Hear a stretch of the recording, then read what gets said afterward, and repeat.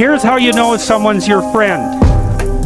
A, you can tell them bad news and they'll listen. They won't tell you why, you're stupid and why that bad thing happened to you and how something worse happened to them once and, derail the whole conversation. You can actually tell them bad news and they'll listen. So that's a good thing. And then this is a weirder thing. You can tell them good news and they'll help you celebrate. And that's a really good way of deciding who you should have around you. And so you want to surround yourself, you got to think about this. You got to surround yourself with people who want the best for the best part of you. I do political work, but it's not the right thing for me. It's now possible for young men to look at more beautiful new women in one day than any man has ever seen, prior to 10 years ago, 20 years ago, that any man in history had ever seen. That's not nothing. That's something. And to think that doesn't do anything to you, it's like, no,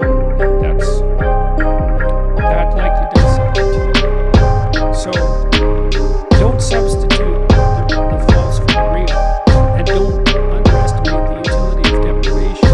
What do we need to drive us forward to have the adventure of our life? Well, some deprivation, that's for sure. Heightens desire and drive. Maybe you need that. You're afraid to approach a woman. Well, you remove part of your drive with pornography. So now you don't have that sexual urge to overcome that anxiety. And so you stay timid for your entire life. Maybe not, but maybe.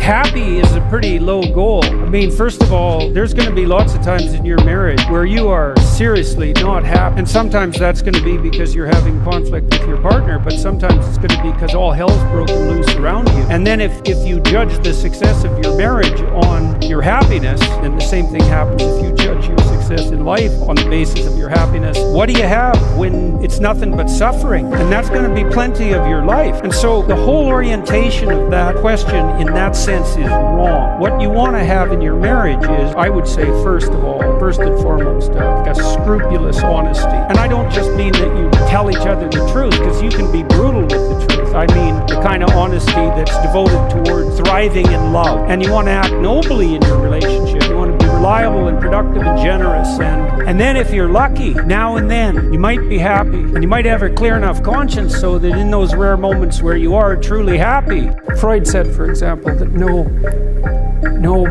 one could be a man unless his father had died. And Jung said, yes, but that death can take place symbolically.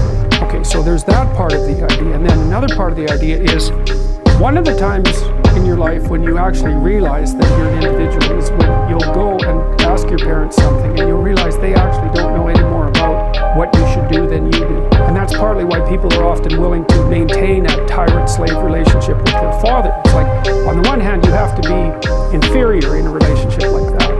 You've always got the judge watching you. But on the other hand, there's always someone who knows what to do.